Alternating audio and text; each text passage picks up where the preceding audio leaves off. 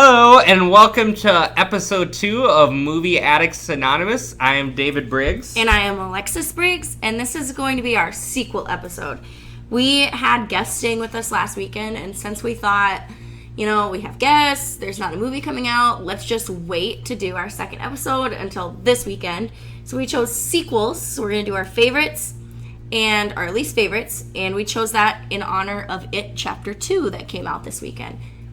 Yes, and we will talk about that at the end, and I will start us off with our favorite sequels. I'm switching it up, and I'm actually not going to do horror on either one of these two. But, okay, so we will have spoilers in here. These movies have been around for quite some time, so we hope you've already seen them. So we're sorry if we ruined 10-year-old movies for some of you. So I'm going to start it off with... Neither one of these actually has number 2 in it, in the title. But I'm going to start off with Christmas Vacation, which is National Lampoon's sequel to The Regular Vacation. And which is them going to Wally World and all the trial and tribulation that happened on the way to there. And... yeah, but the second one is Christmas Base, and it basically is Clark Griswold and his whole family and how he wanted to have a perfect Christmas, but all this dysfunction happens, and you basically, there's just one big plot. It's just Christmas Base. Yeah, and everything that could possibly go wrong goes wrong. I mean, the crazy... They set the cat on fire. The cat on fire. He doesn't get his Christmas bonus. He goes on a tirade of swearing. They burn the turkey. They burn the turkey. They do the Pledge of Allegiance during prayer. I forgot about that. You just watch it and you forget how many great scenes. The scene when he's looking out at his pool that's not there because it's in the middle of winter in Chicago. Well, his pool that he wishes he got, because if he would have gotten his Christmas bonus, then he was going to get a pool. And he's thinking of the bikini lady. I mean, one of my favorite all-time lines. It's a little nipply out here. I mean, did I just say nipple? One of my all-time favorite lines, stupid lines in a movie. And one thing you don't think about... One funny thing that National Lampoon does with all those Vegas Vacation, Christmas Vacation, is Clark and his wife are the same people in every movie. They are, yeah. But the kids are different, and they'll switch ages. Like, in the first one, they're a little older than they are in Christmas Vacation. It's like they get younger, and then they get older in European Vacation, and then Vegas Vacation. Younger again. It's just like up and down, and that was... Nobody cares about the kids. That's it. But yeah, Christmas Vacation is when John Hughes dominated the 80s with that kind of family comedy genre. So David, why is Christmas Vacation one of your favorites as far as sequels go? It's one of my favorites because just the comedy and how it's unique, and I like a little craziness with my comedy, and I just like how it can show a realness, and with the dysfunction was just so funny. And one of my favorite is that I would watch it I still watch it every single Christmas season at least once. I think my mom watches it half a dozen times every single year during the month of December. But that is definitely one of my all-time favorites. People forget that not Sheldon, one of the guys from Big Bang Theory, the kid, was the Griswold son. I forget that sometimes too. Yeah. So all of our, just like a clarification, all of our top sequels are ones that we would definitely say are ours. You have to go see them. If you haven't seen them, you need to. You're lost that you've waited this long to see them. So David would say Griswold's Christmas Vacation. Oh, are all the way. Must see. Must see. You really need to see it. if you haven't already. If you haven't, where have you been? Under a rock. Come on. And yeah, for Christmas movies, everybody likes the Christmas Story, but you get it's like just your out of the classics. box. It's like you've got like A Christmas Story, Elf, Christmas Vacation, Polar. My mom would argue Polar Express needs to be in there. The Grinch. Yeah, but like, just add to your Christmas repertoire because there's more Christmas. Like, I have a friend who would argue that like Die Hard is a Christmas movie, and I would argue Black Christmas is a Christmas movie. Well, that's definitely a Christmas movie. Christmas is in the name. It is. Anyway, so my first pick for my favorite sequel, I had to throw a Disney one in there. David actually has no idea what ones I've picked. I don't. For my top favorites and my bottoms. So, and I told him I wasn't going to tell him until we did it now. So this is the first time he's hearing these. So my first favorite sequel, I had to throw a Disney in there. And my first favorite would be The Little Mermaid 2. That seems like such an obscure movie. And I have never seen it, and he's never even seen it. And he likes The Little Mermaid, like the original. We just watched it like 3 weeks ago. So I'm going to have to see this now. Yeah. So, I mean, you know The Little Mermaid, like, Ursula takes her voice, and she's got to make Prince Eric kiss her in 3 days, otherwise, like, she is, like, a little weird thing in Ursula's collection of weird little things. Yeah. Yeah, sorry.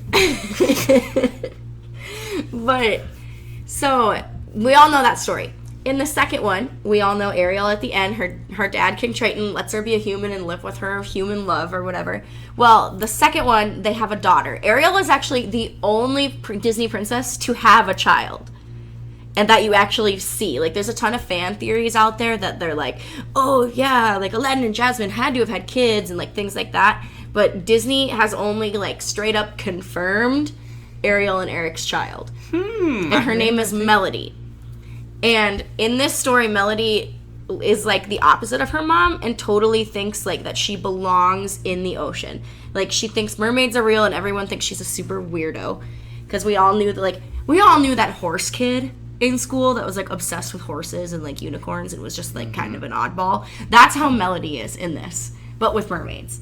And she's just kind of a weirdo and everyone thinks, like, why are you so, like, this is just so strange.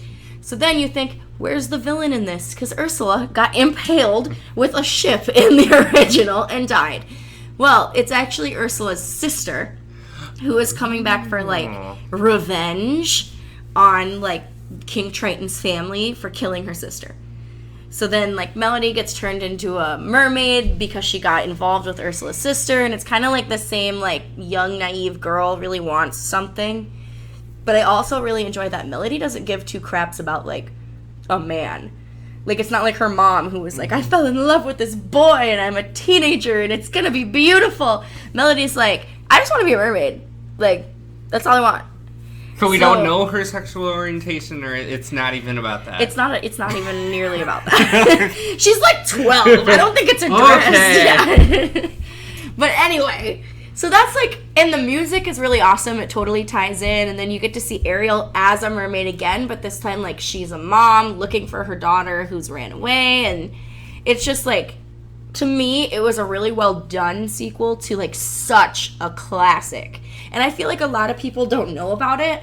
And I probably know more obscure Disney movies like that just for the pure fact that, like, I am such a Disney fanatic. Like, it was a hard decision to talk about what Disney sequel in this section, just because it is so, like, classic and everything to me is so important. I got a couple of questions about this movie. Yeah, please When do. did it come out? Not, like, close attached to the first one. Like, the first one came out when, like, both of us were, like, young. Like, infant and young. And the second one came out, like, I remember being in, like youngish elementary school when it came out because my mom was still working at the Disney store. So I think that's why I know about it, because it was such a big deal. Like, they're making a sequel to The Little Mermaid, and it was, like, everywhere at my mom's work. But straight to DVD. Yeah, no, Yes. it was a straight Aladdin to DVD 2. movie. Okay. Yeah, it was a straight to DVD movie, but it was so good. Like, I don't understand why Disney didn't make a bigger deal about it. Because it really was, like, and still is, such an underrated They sequel. do that with some of their sequels, because I thought I don't know what your And second I'm not one, sure but yeah. how they choose what ones to, like, make a bigger deal about than others. But, like, this one I felt like they missed the mark and should have made a bigger deal about it. And Ursula's sister, is she drag queening like Ursula is? Yeah, except she's not, like, morbidly obese. Okay. She's, like, the opposite. She's, like, really skinny. But they have, like, that same hair and makeup and, like, purple skin and octopusy body thing. Okay. So, like, you could tell that they're sisters. Like, when she Nice. says, like, when you get her whole monologue and she's like, my sister, I'm going to revenge you or whatever, you're like, oh, yeah, okay, that makes sense. Like, I got it. You're sisters. And if you hear me doing, we've been watching The Dark Crystal. And if you The if Netflix you hear, remake. Yes. Which is actually pretty good. I mean, we're not going to talk much about that, but it's got the similar vibe to the original. Yeah, if you've seen the original, there's a character, Chamberlain, and, like, every 4 seconds, the character's like, So that's, like, our new favorite thing to do to each other. Yes. So if you hear that, that's what it's from. Don't think Yes. we're being weird. But we are weird. But anyhow, number 2 for me is one of an all-time favorite. I mean, let's put a smile on our face. On your face.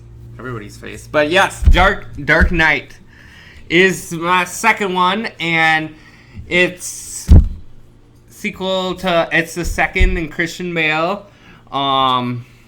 It starts with, basically, it starts... It also has, like, arguably the greatest Joker ever. For now, it sounds like. For the next month. Heath Ledger will continue to be my greatest Joker until I am proven otherwise. Yeah, we'll see what happens next month. That's going to be exciting. But, yeah, I would say one of my all-time favorite acting. I don't think Christian Bale gets enough credit. I mean, I think he is... I mean, I love Michael Keaton, but I think Christian Bale plays that Batman so well. And I love Morgan Freeman's character. I love Two-Face in it. I just think the scene at the hospital is one of the most iconically shot scenes in movie history. And there's, like, explosions. It's like, boom, yeah. boom. The best thing that people don't talk about is when he's just shaking that remote, clicking it, nothing's happening, and then it starts shooting, and he's just running around. There's just so many... Any scene in that is just... It's just a masterpiece. When he is right around in that police car like a dog with his head out, yeah, just that's shaking around. Too, actually. Oh man! And the way he would get hit and laugh in the interrogation, everything about that movie. I mean, it's just a straight R+. It's an all timer. It's little fun fact. I actually never saw any of the other Batman movies until I saw The Dark Knight. I went in the theaters with my friends. And I was like, this is going to be horrible. Like, I don't like Batman. Like, I love Marvel. I like all those things. But, like, I just was like, I know nothing about Batman besides, like, he's a rich orphan. Like, this is going to be the worst. And then I ended up loving it. Christopher Nolan, I mean, even, like, The Avengers, great movie. I just feel like with action, like, something like The Dark Knight, everything... Like that, the acting just put everything together so perfectly that you didn't have to have all this extra fighting, all this extra detail. I agree. They just expanded it. The way they acted just made like everything bigger. Sometimes in action superhero movies, you kind of get this, like, lull where there's, like, a lot of action, exciting things, and then it's like, oh, it's kind of like comedies like that. You have to you get the beginning gets high. And then the ending gets high, and the middle can be kind of shaky. It's kind of washy, yeah. It's but, just like, Dark Knight never here. did that. Like, I was, like I said, not a huge Batman fan, but I really enjoyed that movie. I mean, just from the get-go, that bank scene, I mean, so underrated. By the time you get the ending, you're like, oh, yeah, that beginning of that movie. But, yeah, The Dark Knight is one of an all-time favorite. Heath Ledger, rest in peace. It's just... Amazing. I mean, if you haven't seen it, you watch it now. Also, I mean, you've come been living on. under a rock if you haven't seen that movie too. Yeah. All right. So my second is actually my all-time favorite sequel. Very, very, very favorite. And I don't even think David knows this, but we actually own these movies. So, so they're over there. Okay. So, my all-time very favorite sequel ever is Father of the Bride Part 2. Oh, Yeah. Steve Martin. I saw Father of the Bride, like, the original on TV, like, on, like, ABC Family or something. Like, you know, on weekends they used to play, like, originals or whatever and, like, play the movies all weekend. I caught it on TV one weekend, and then I mentioned it to my mom about how it was so funny, and she said, "Did you know there's a second one?" And so, back in the day when there was a Blockbuster, she took me there, and we rented the second one, and we watched it. And, like, the characters are all the same. They have all the original cast, which, like, is huge when you're making a sequel. Like, especially when the characters, like, are so important to the sequel. Like, the original Father of the Bride is Steve Martin is the dad, and his daughter, his only child, his only daughter, is getting married. And it kind of goes through that, like, classic dad tribulations of, like, my baby, like, what am I going to do now? Like, I'm not the man in her life anymore. Like, so it's kind of that, but it's also kind of funny. So I think, like, all dads and, like, all women that have gotten married or are going to get married or will be getting married in the future can totally relate to it. And, like, I just think it's so funny. Like, it's goofy. It's Steve Martin. What do you expect? Mm-hmm. And Martin Short. He's in it, too. Oh, Martin Short. Yeah, they're, like, what an iconic duo. Like, he's the wedding planner, and he's hilarious. Anyway, the second one... Martin Short, one of the best cameo guys, when he just comes in, does a little spiel in a random movie. Yeah, just very I know. Underrated. So, like, the second one is now, like, he's embraced the fact that his daughter is living on her own with her husband, and it's he and his wife.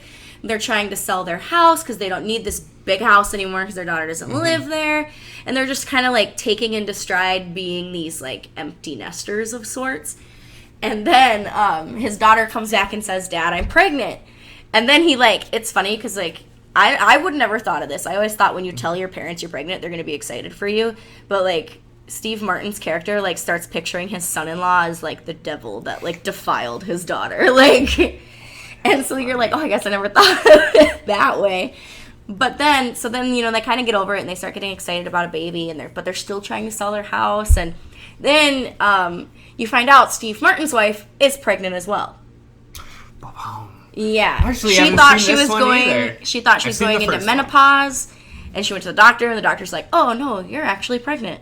So then they decide not to sell their house because they're having another baby, and then it's just like goofiness ensues because, like, imagine being pregnant at the same time as your mom. Mm-hmm. Like, how wild would that be? Mm-hmm, mm-hmm. And so, like, it's just, like, super funny. And Martin Short comes back as, like, he's not the wedding planner this time. He's the interior designer for the baby's bedroom.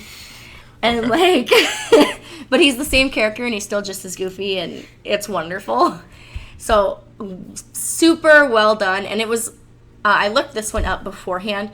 Father of the Bride Part 1 came out in 91. Yes. And Father of the Bride Part 2 came out in 95. So they really weren't that far apart from each other. So, like, the actors and actresses all look like they're the same age. Like, it looks like they made this, like, back-to-back. And the set's all the same, the style's the same. Like, they kept it true.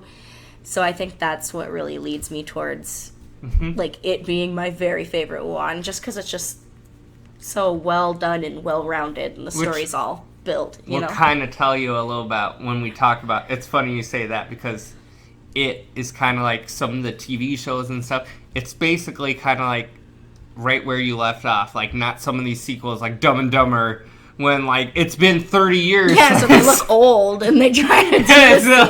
That's like people ask Will Ferrell, like, why won't you do an Elf 2? And he says, nobody wants to see a 50-something-year-old me running around in tights.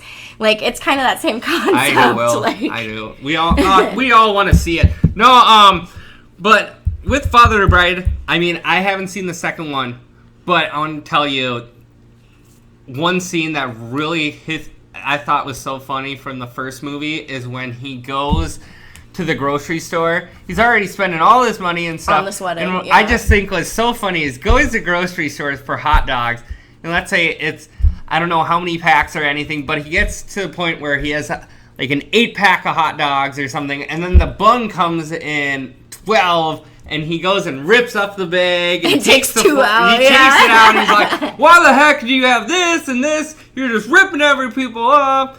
And I just think that scene's so funny. Also, like the classic, like, every party has a pooper, that's why we invited you, party pooper.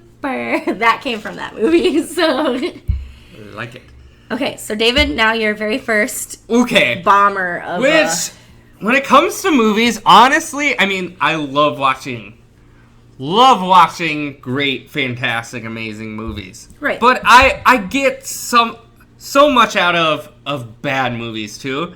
And these bad movies, both these movies are two of my all-time favorite horror movies. I mean, up there. And that's why I'm kind of doing it. And what some people don't tell you about bad movies and bad sequels is they can get a cult following. Sometimes they're so bad that they're good. They're so bad they're good. And this one is really underrated in that, I feel like recently it's kind of I'm seeing it around a little bit in social media and stuff, and it is Texas Chainsaw Massacre 2. And the funny thing about this is it's so different from the original, but it has the same director in Tobe Hooper, and to make it even more confusing, Dennis Hopper, the great Dennis Hopper, is in it. And what we follow here is it's years later, after Leatherface and his family have, after the big fiasco in the 70s, Dennis Hopper plays I believe the uncle of one of the guys who died from the hands of Leatherface, from the chainsaw Leatherface, let's go that way.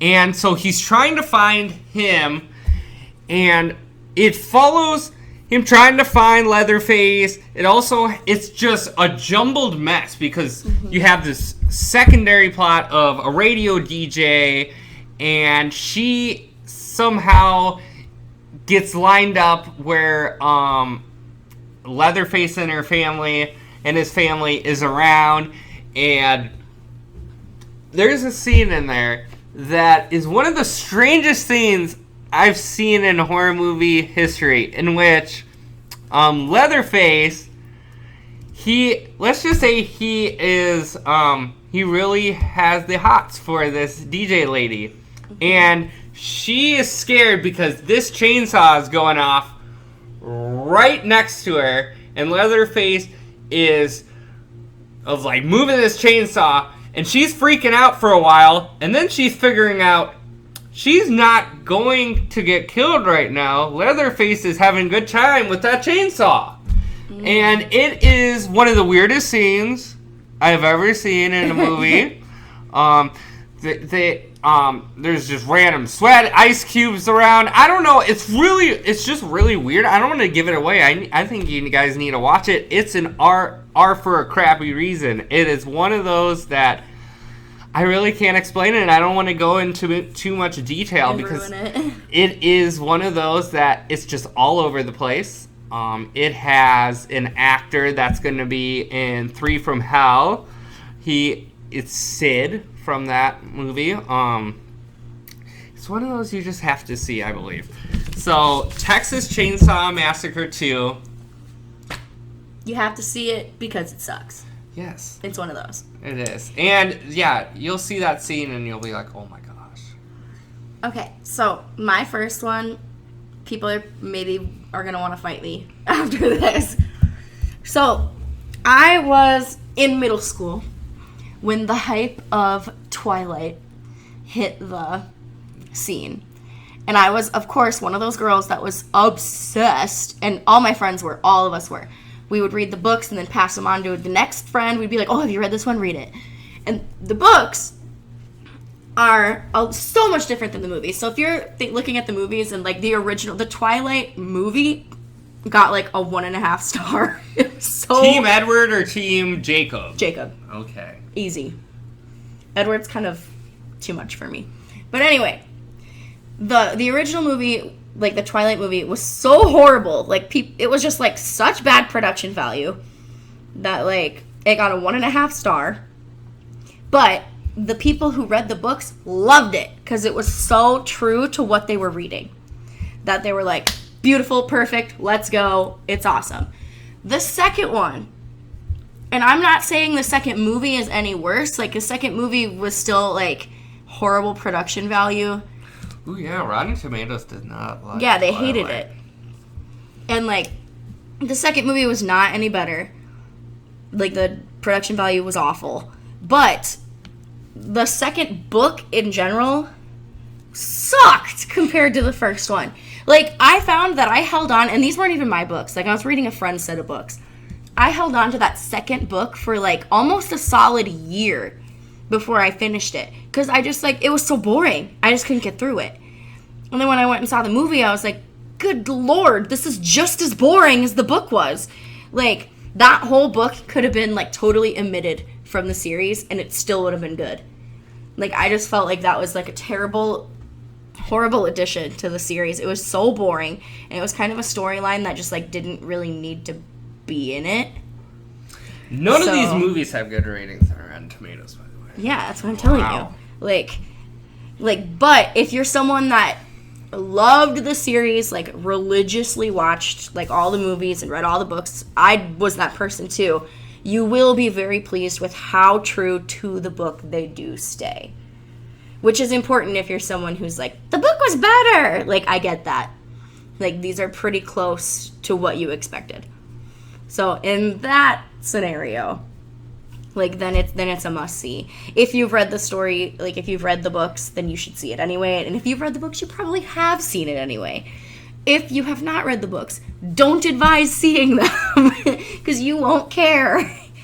Anyway, David, your next one. Okay, this one was really hard for me, because I have seen so many bad movie sequels in general. Horror movies, it seems like they do the most sequels of any genre. They just beat it like a dead horse. They really do. They just do it. It's like, especially if that original one was, like, successful. Even if like, it's half successful, like The Purge or something, they just shove that stuff down your throat. For years. This was so hard. So I was thinking, Troll sequel is probably one of the worst, but I wasn't a real big fan of Troll. It's not even the same kind of movie. So there was one I'm thinking most of you probably haven't seen of sequel-wise. I've never even seen Troll, so I can't. I might bring that up. We could do like dozens of crappy movie marathon podcasts. But what I'm going to do here is American Psycho 2. Okay. And this is, the star is Mila Kunis. Yeah, Mila Kunis is related to Christian Bale in this movie. Okay. Yeah, and she is going to school, and she's very intelligent, like her uncle, I believe. Patrick Bateman, I believe, was her uncle. And she starts just killing classmates. Okay. The acting is so bad. There's one scene, like... So I just picked it without... I haven't seen this movie in a while, but I wanted to pick it because there is a scene in there. So, like, there was this... that trying to pay homage to the original, like when he was about to kill another person, he was going to offer his guests some dessert and was just like, oh, would you like some sorbet? And he goes to the fridge and opens it up, and there's a head next to the sorbet. So, and this one, she just has a dead person in her closet. Like, casual. And this thing looked like it is... Like, been there for just like, been there. And I'm like, you're not smelling this? I mean, oh my gosh. Like, dorm rooms, you can attest... Unrealistic. Yeah. Dorm rooms don't have closet doors. Yeah, and if you have stinky feet, the whole dorm knows it. Like, so, you have a dead body in your dorm, someone's gonna know that. But, yeah, American Psycho to Mila Kunis. I don't want to go into it too much. I mean, like... Is it like so bad you gotta see it, or is it so bad that, like, leave it alone? I just leave it alone, to be honest, because I was thinking I wanted to do one fun one, and I think Texas Chainsaw Massacre Was the one 2 that you're like, is a you fun gotta one. see it, yeah. Don't see this one. It's not worth it. It'll hurt because, like, American Psycho, I don't think American Psycho got the praise that it really deserved. I feel like if it came out right now, or in the last few years, everybody would eat that up because it's so original. I just love how it deals with, like, the yuppies of the 80s and just how people can have this different part of them nobody can see, like Christian Bale. Right. I just thought that was that is his most underrated acting performance in my opinion. But yeah, second one, you don't have to see it. Not worth your time. All right, so mine, I had to throw Disney in there because I had to, and this hurts my heart to say this, but my second least favorite sequel would have to be Toy Story 2. And that's kind of a hard judgment because I really, like, somebody who really enjoys Toy Story, like, love the original, love Toy Story 3, and just recently watched Toy Story 4 and love that too. I'm trash. Yeah, I'm trash. But, like, absolutely loved those. But the second one, like, I felt like the whole movie was basically a backstory into Jessie, which is kind of important, but, like, not really. Like, it's important to know that, like, because, like, if you don't really remember the second one, David's kind of giving me a look here that he's like, what are you talking about? No, I've seen it. I just think you've seen it, like, one time, like, 15 years ago. And the thing about it is, you still think it's a good movie, right? Just not as good, or you just don't I just don't like it. Okay. Like, I remember seeing it in the theaters with my family, and Toy Story is actually one of my mom's very favorite movies, like, ever. And so, like, I remember going, and the whole premise of Toy Story 2 is, like, Woody gets lost because he's trying to save another toy, and then he gets picked up by a collector. I know, right? Yeah. And he gets picked up by a collector, like an older gentleman that, like, cleans him up, fixes him up, and then, like, sells them to, like, other big collectors. So then his friends obviously try to go find him. They think he ended up at a toy store, and, like, it's just, like, a whole thing. But basically you meet Jessie, Bullseye, and Prospector Pete, which are, like, apparently when Woody was originally sold, he was sold in, like, a pack, and that was, like, the group. So, like, Woody alone isn't, like, worth a huge amount, but, like, together they're a big deal. So, like, this like, antique guy is fixing them all up so that he can sell them. And, like, you meet him, and it's great and whatever, but I just, like, the only really awesome thing that came out of that movie was Barbie. Because she's a hoot. And then in the third one, like, her and Ken are, like, such a big deal. So really the only great thing that came out of that was Barbie. But otherwise, I think that movie was kind of a dud. Like, Pixar kind of screwed the pooch on that one. Like, it wasn't a great addition to the Toy Story line. Like, it wasn't really that necessary, but, you know, it had to happen, I guess, in order to get to the other ones that I do enjoy. So, if you're someone who wants to see, like, a series of movies and, like, have that, like, say I've seen all of them in the series, then it's worth seeing it, I guess. But if you're someone that doesn't give two poops about it, then don't see it. Like, not worth it. Don't do it. This is kind of off the cuff, but yeah, going to that, what is your favorite kind of, and we've done a few, what's your favorite kind of movie marathon for a series? Like, some examples, the Star Wars, the, you can do the Batman. People do, like, the Lord of the Rings. Yes, extended version. Harry Potters, you can do Friday the 13th, you can do any slasher horror movie. That's true. But yeah. What's one that you really like? Me? Yeah. I really like the Harry Potters. Oh yeah, we just did that. And then we did the Fantastic Beasts as well, so now we're kind of waiting for the new one to hurry it up and come to theaters so we can watch it. And we liked the second one. I know Rotten Tomatoes weren't a huge fan, but we enjoyed it. Yeah, I liked it. I'm really into Harry Potter after we did that, and I'm, like, begging David to go to Universal Studios in California so that we can go to Harry Potter World. But, because we're only 5 hours away, so Could be we're something. Maybe I'll convince them to do that like this spring or something. But yeah, I think Harry Potter is probably one of my favorite series to go through right now. I mean, I've seen online there's like a bunch of people doing like how to watch all the Marvel movies like in the correct order. That's very interesting. Yeah, I've seen that too. It's cool. Yeah, because like obviously the order in which they came out are not the order in which those like events happened. No, could be another cool one. I mean, it's in the fall and everything, and that'll lead us to our final topic of the day is a Stephen King marathon. That's true. He's become like remakes of Stephen King have become super popular. Yeah, I mean this summer alone you had what was the one we saw a couple months ago from the 80s? Oh, Pet Sematary. Pet Sematary. You had Wasn't you had Gerald's Game. Wasn't Dark Tower his? Dark too? Tower was came out his. too? Both the It's. Doctor Sleep is coming out. Oh my gosh. I know. We saw the trailer of that. The new trailer came out. The final one. Like he's just like taking off right now.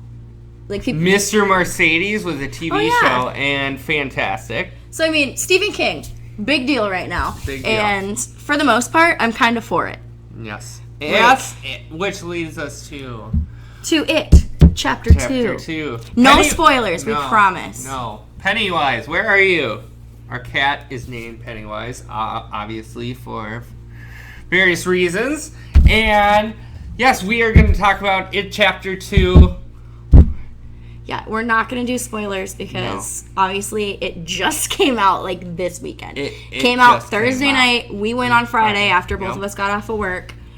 And, I don't really want to spoil the first movie either because it has only really been out for like a year or so. Yes. So I don't want to. It was the highest grossing movie of all time, horror movie of all time. So I hope you've seen it. But I don't some think people aren't interested in that kind of stuff. So like, I understand. Yes, but I got you. If you've seen the made-for-TV movie, which I recently found out that my mom hasn't seen, and she hasn't seen any of it. And she loves Stephen King, but she told us that it was because of the whole clown thing. And I think for you to watch it in It Chapter 2, if you've seen the first one, haven't seen the second one, or if you've seen both of them now, but you haven't seen that, I would say... I would advise. Yeah, it's fun. It is... It does not... It doesn't go well. Like, it doesn't really... What's the word? It doesn't translate perfectly. Like no, yeah, that's exactly what you're. That's why it needed to be redone. Yeah, and like, but it is huge, fun. Beyond massive Tim Curry fan. Oh, Tim Curry, and he's beautiful in the made-for-TV movie. But like, it's so funny to like see, especially if you haven't seen. So we went and saw it. Did we see it first, and then you had me watch the TV movie? I mean, I saw the TV movie so long ago, but I think I showed you the TV movie right before. Yeah, so it was really funny to see, like, Tim Curry, because, like, the original TV movie is, like, at this point, because it was so long ago, and it's so dated, and it was made for TV, so they didn't have a budget, like... It's so funny to see... The claymation and just all of it. Tim Curry is not frightening. No. And I'm sure maybe when that dropped, like in the late 80s, early 90s, that he was horrifying, right? Like, I'm sure. But, like, now you watch it and you're like, this is not scary. I love the music from that. The doo-doo-doo-doo-doo-doo. Yeah, it's dramatic. Like, but, like, it's not scary at this point. Seth but then, Green like, you go watch the first one. Mm-hmm. Like, the first remake, like, It Chapter 1, the remake that came out, like, a year ago. And you're like, holy crap, Bill Skarsgård is terrifying. Like, horrifying. We're not giving spoilers away, but he brings it in the second one. He gets more screen time. He brings it. If you've seen the first one, this is not a spoiler. If you have seen the first one and you remember that refrigerator scene... it happens again, and I knew it was going to happen again, and I was sitting there in the theater next to David saying, there's that refrigerator, I swear to heaven. Like, I just knew what was coming. Like, So, I mean, you know, if you've seen it, you know what I'm talking about. Oh, that just makes, my ADD kicked in there. I know a secret. Okay, don't give away things. It's not giving anything away. The more I think about it, we're going, without giving anything away, we're going to give a rating and everything, but watching it, yeah. My initial reaction, I liked it. It wasn't my all-time favorite. It was very good. I really enjoyed... There was a lot going on, for better or worse. There was some scenes... Some scenes were really good, like a shot-for-shot, almost from, the TV movie, which was kind of cool, just to see, the Chinese scene, which I just thought was so unusual in the made-for-TV that I just hope that and prayed that they brought it back. And they did without giving anything away, and it was good, and it was corny and cheesy, because what was really good about what you'll think about when you see that scene is you're like, this is awkward. Why is this so awkward? Well, the weird thing about it, without giving things away, is because they haven't seen each other for so long, and they don't even really remember why. Everything. Yeah. And why are we here again? So it's just awkward. Yeah, and it's just awkward and weird. And I really enjoyed how, in the made for TV, it's 4-episode thing. Mm-hmm. And the first 2 episodes are obviously part 1, last 2 episodes are part 2. The last 2 episodes in the series, it was they were just adults. Mm-hmm. You totally forgot about the fact that they were kids. It was just everything that was happening now. It's they just had a set, they put the kids in, and then they just kind of made a sequel and no more kids. No, the kids, it's just adults now. Yeah, and in this... They don't part flashback now, you at all. In part 2 now, without giving anything away, obviously, they're back in the town where all the bad things happened. So they're starting to start remembering what exactly happened to them when they were there, and they do a lot of flashbacking, which is super nice because that cast of kids was so amazing, so good from that first movie that I would have been very, very upset if they did not bring them back. Richie, Finn, Stranger Things, you knew he was gonna kill it, and you knew Bev, who's been in other thing, who was in Nancy Drew, awesome in that. Awesome Nancy Drew, but you forget how good all those kids were. Yeah, they're all great. And I was very pleased with the casting of the adults because a lot of the, with the exception of Ben, because I'm going to put this out there, sorry if this is a little bit of a spoiler, but Ben is the little chubby kid, and in the story he's supposed to lose a bunch of weight and be kind of hot. So he's not... Incredible hunk in this though. They go from he's a chubby kid and then he's a male model looking dude. Right. So with the exception of him, because he's not supposed to look the same, he's supposed to look super different. Everyone else, if I looked at that kid, I'd be okay, yeah, I could totally see how you would turn into this adult in the future. So the casting was good on in my eyes. I enjoyed the cast. Everybody was excited to see what the big 3 would do. James McAvoy, Bill Hader. I love him. And the lady that plays Bev, obviously. Oh, Christina Hendricks? Not Christina Hendricks. Oh, my goodness. That is to her name, is it not? No, Christina Hendricks, Strangers 2. It, Chapter 2. We're on the fly looking here, it up. guys. Oh, yeah, good Jessica Chastain. Oh, my gosh, right. My mom would be mad that that we couldn't remember that. Yeah, of course, Jessica Chastain. Yes, The Help, okay, now I Zero remember. Dark 30. Okay, now I remember. Yikes. So, anyway, I thought the cast was awesome. And it made a good connection back to the... And, of course, Bill Skarsgård was horrifying as usual. And everybody talks... what you saw going into Bill Hader's going to steal the show, which he did amazing. But people don't talk about... I don't think he stole the show, though. No, that's the thing. I think we're both going to agree who kind of stole the show in this, and it was Adult Eddie. Yeah, Adult Eddie definitely stole the show. Adult Eddie was We're not going to say why, but, that actor, Just many reasons. Adult you thought, Eddie, going in, because Bill Hader's character is, supposed to be that, funny kid from the first... he's supposed to be really goofy, and he's an adult comedian now. So you're thinking, oh, Bill Hader's going to provide, all of the comic relief. And then you get there, and, he does some, but Adult Eddie was like the majority of the comic Doll relief. daddy issues. It was just awesome. Mm-hmm. So, David, here's the question. Yes. Where would you rate this? Is it a G, as in, what do we say G meant again? G is general. General, G that's right. Is It means go at your own risk. Go at your own risk. Um, Okay, and then PG is you should probably go. It'd be worth the money. And R is if you don't go right this minute, you are not doing yourself any favors. we don't have a PG-13, but I don't think we need one. I don't think we do either. I'm glad I saw it. I'm gonna give it 2 ratings. This is so stupid, but I'm gonna give it 2 ratings in that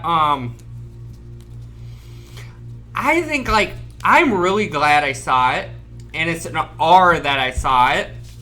I think if you saw the first one, Then it's an R. then you it's have an to R. go. You have to go. You gotta finish it. You gotta see closure. But yeah.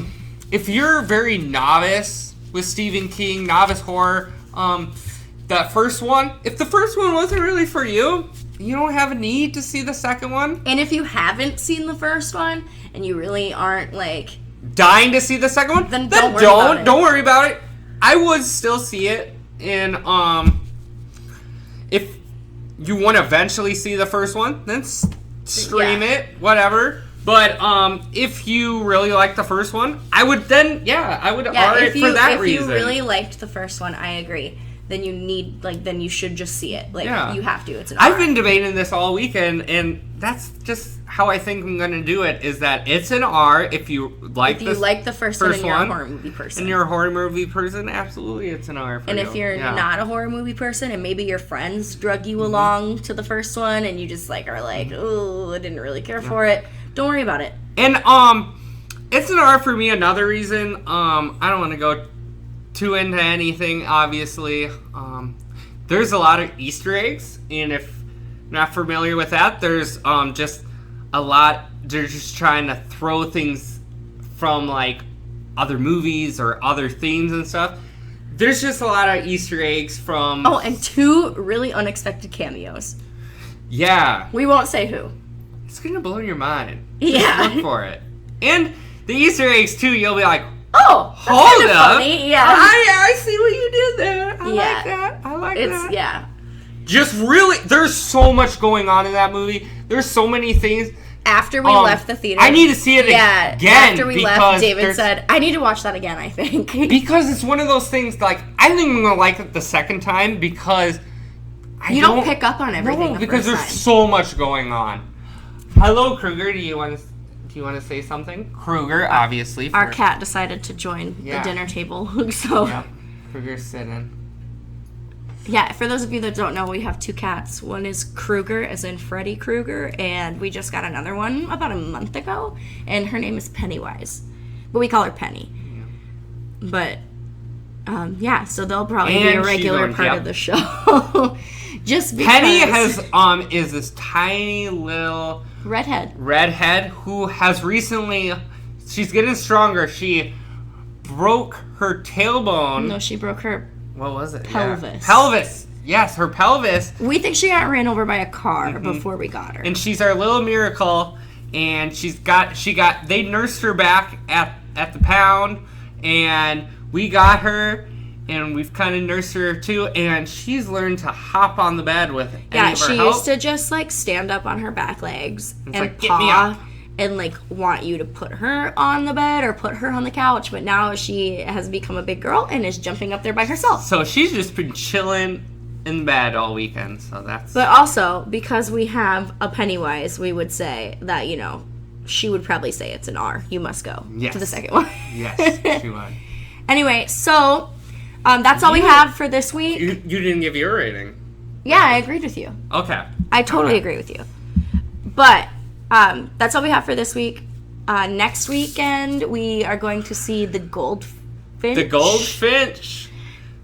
So be looking forward to that. Yes. We also saw this weekend The Peanut Butter Falcon. And we have next week's Shia LaBeouf. We have a good theme next week, so next guys. week's theme is movies with birds in them or birds in the name. Yes. And we will review The Goldfinch and Peanut Butter Falcon. And we're going to do something similar. Like, I think we're going to give one or two bird movies we like.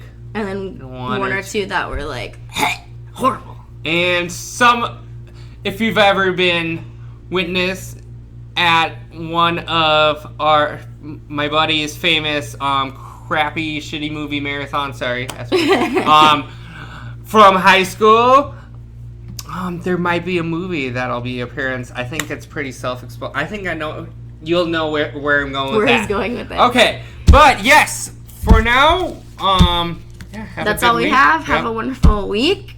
Hopefully this podcast makes you get through this week. And if you haven't seen it too, time to float.